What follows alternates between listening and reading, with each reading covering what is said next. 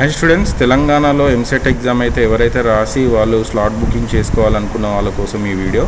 So first మీరైతే ఇలా tgeapset.nic.in సైట్కి వెళ్ళండి. నేను లింక్ డిస్క్రిప్షన్లో ప్రొవైడ్ చేస్తాను. సో అందులో పే ప్రాసెసింగ్ ఫీ అన్న దాని మీద ముందు క్లిక్ చేయాల్సిన అవసరం అయితే ఉంటుంది. ఇది నేను కంప్యూటర్లో చేస్తున్నాను. ఒకవేళ మీకు మొబైల్ ఫోన్లో చేసుకోవాలంటే ఎలాగన్నది కూడా చెప్తాను. సో ఇప్పుడు ఏంటంటే మీరు ఫీ పేమెంట్ అన్న దాని మీద క్లిక్ చేయగానే మనకి ఇలా 4 బాక్సెస్ అయితే కనిపిస్తాయి. అందులో ఫస్ట్ది మీ యొక్క హాల్ టికెట్ నెంబర్, అలాగనే మీ యొక్క రిజిస్ట్రేషన్ నెంబర్ ఎంటర్ చేయాల్సిన అవసరం ఉంటుంది. ఈ రెండు కూడా మీరు ఎంసెట్ ఎగ్జామ్ రాయడానికి వెళ్ళినప్పుడు ఏదైతే హాల్ టికెట్ తీసుకెళ్లాలో దాని మీద కనిపిస్తాయి. ఒకసారి చెక్ చేసుకోండి.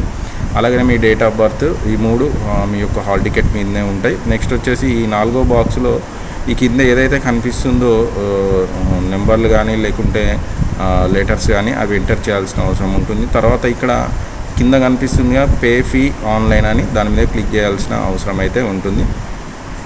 సో అది క్లిక్ చేయగానే మనకి యాక్చువల్గా మీ దగ్గర అయితే మాత్రం కంపల్సరీగా అమౌంట్ ఉండాలి. అది ఎంత అన్న దాని గురించి వస్తే, ఒకవేళ ఓసీబీసీ వాళ్ళకైతే 1200 రూపీస్, ఎస్సీ ఎస్టీ వాళ్ళకైతే 600 రూపీస్ అయితే అవసరం ఉంటుంది.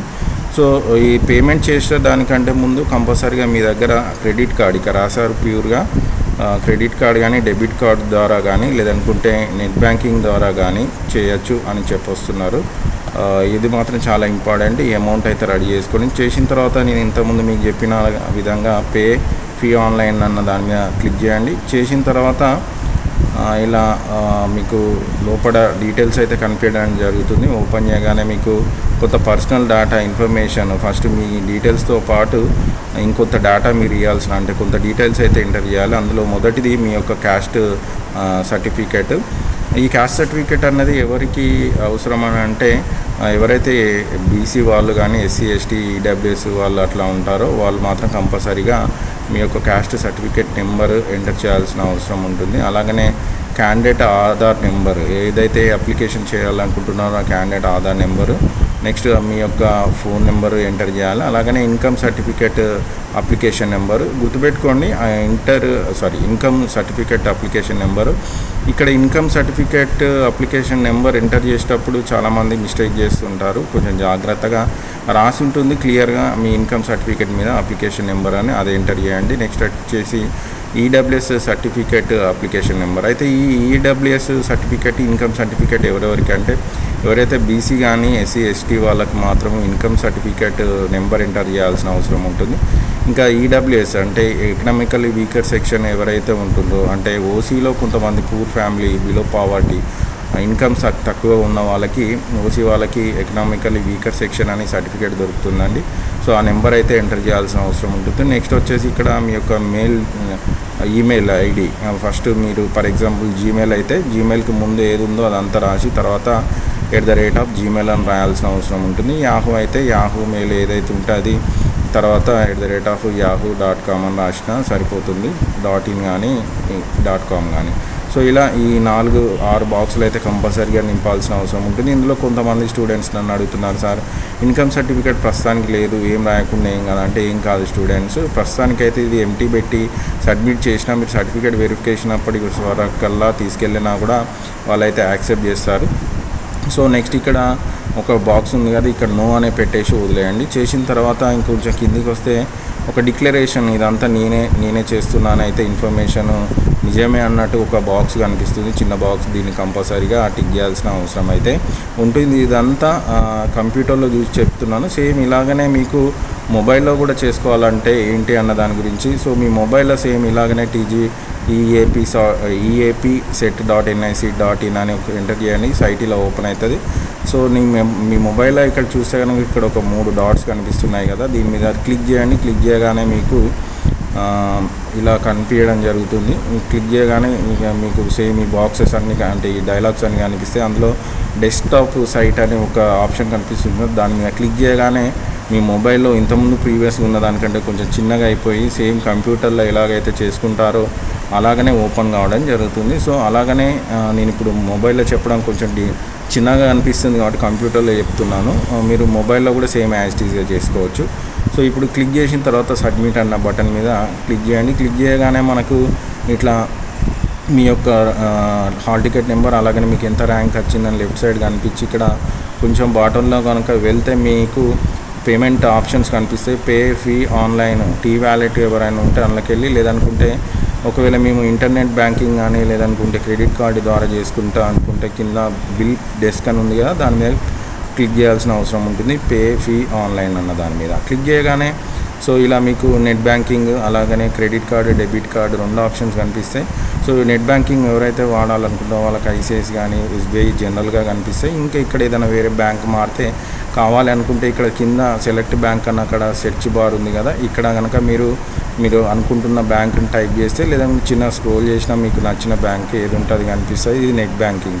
సో ఇక్కడ పేమెంట్ చేసేటప్పుడు స్టూడెంట్స్ నేను చెప్పే జాగ్రత్త ఏంటంటే మీ యొక్క పర్సనల్ బ్యాంక్ నుంచి మాత్రమే చేయండి. ఎందుకంటే ఏదైనా ఒక రీజన్ వల్ల మీ అప్లికేషన్ క్యాన్సిల్ అయినా, ప్రాసెస్ ఎక్కడైనా ఆగినా కానీ సేమ్ అమౌంట్ అన్నది మీ అకౌంట్లోకే రావడం జరుగుతుంది. కాబట్టి మీ సేమ్ బ్యాంక్, మీ ఫాదర్ కానీ మదర్ కానీ మీది కానీ వాడడం మంచిది. లేదనుకుంటే అది మీ చాయిసెస్. నెక్స్ట్ వచ్చేసి క్రెడిట్ కార్డ్ కూడా సేమ్. ఇక్కడ క్రెడిట్ కార్డ్ మీద క్లిక్ చేయగానే మీ కార్డు యొక్క నెంబర్ అడుగుతుంది, అలాగనే కార్డు మీద ఉన్న నేము, నెక్స్ట్ కార్డు ఎక్స్పైరీ డేట్, అలాగనే కార్డ్ బ్యాక్ సైడ్ ఉన్న CVV. సో కంపల్సరీగా కార్డుకి సంబంధించిన అన్ని డీటెయిల్స్ అయితే ఎంటర్ చేయాల్సిన అవసరం అయితే ఉంటుంది. సో దాని తర్వాత మనకి పే అన్న దాని మీద క్లిక్ చేయగానే కొంత అమౌంట్ 1200 రూపీస్ కాబట్టి 1200 ప్లస్ 10 ఎక్స్ట్రా ఛార్జెస్ దాని బ్యాంకుని బట్టి ఉంటాయి. అది బీసీ వాళ్ళకి, SC ST వాళ్ళకైతే 600 ప్లస్ ఛార్జెస్ పడైతే మిగతా ప్రాసెస్ని అది చూపించడం లేదు. ఎందుకంటే క్లిక్ చేసిన తర్వాత కొంచెం పాస్వర్డ్స్ అవి ఇవి ఎంటర్ చేయాల్సిన అవసరం ఉంటుంది కాబట్టి. సో చేసేసిన తర్వాత నెక్స్ట్ మీరు ఏం చేయాలంటే స్లాట్ బుక్ చేసుకోవాలి. స్లాట్ బుక్ చేసుకోవడానికంటే ముందు మీరు ఏం చేయాలంటే ఇక్కడ సేమ్ ఇంతకుముందు ఏదైతే ప్రీవియస్గా సైట్ ఉందో హోమ్ బటన్ tgapseat.nic. అనే సైట్, అక్కడికి వెళ్ళి స్లాట్ బుకింగ్ మీద క్లిక్ చేయండి. క్లిక్ చేసిన తర్వాత మీకు మీ డీటెయిల్స్ అయితే ఎంటర్ చేయాల్సిన అవసరం ఉంటుంది. స్లాట్ బుకింగ్ దాని మీద క్లిక్ చేయగానే మీకు ఏదైతే డీటెయిల్స్ ఉంటుందో ఇంతకుముందు ప్రీవియస్గా ఎంటర్ చేశారో ఆ డీటెయిల్స్ అయితే అవసరం ఉంటుంది. అవేటి లైక్ మీ యొక్క hall ticket number, registration number, date of birth, image. Click చేయగానే మీకు ఇలా కనిపించడం అయితే జరుగుతుంది. ఓపెన్ అవుతుంది. ఇట్లా ఒక బాక్స్ కనిపిస్తుంది కదా పైన, కేటగిరీ ఆఫ్ ద స్టూడెంట్ అని all, next help line centre. దీనికంటే ముందు మీకు కంపల్సరీ ఎక్కడ సర్టిఫికేట్ వెరిఫికేషన్ స్లాట్ ఎక్కడ పెట్టుకోవాలన్న దాని మీద నాలెడ్జ్ అయితే ఉండాలి. అంటే ఆ నాలెడ్జ్ ఉండాలంటే మీకు హెల్ప్ లైన్ డెస్క్లు ఎక్కడెక్కడ ఉన్నాయన్న దాని మీద కూడా నాలెడ్జ్ ఉండాలి. సో హెల్ప్ లైన్ డెస్క్లు అన్నది ఎక్కడ ఉన్నాయన్నది మీకు కంపల్సరీ తెలిసి ఉండాలి. సో చూడండి, లైక్ ఆదిలాబాద్, మంచిర్యాల, నిర్మల్, హైదరాబాద్, మేడ్చల్, ఇట్లా చాలా డిస్ట్రిక్ట్స్లలో అయితే ఉన్నాయి. సో మీరు అక్కడ క్లిక్ చేయండి. క్లిక్ చేస్తే ఆటోమేటిక్గా తెలిసిపోతుంది.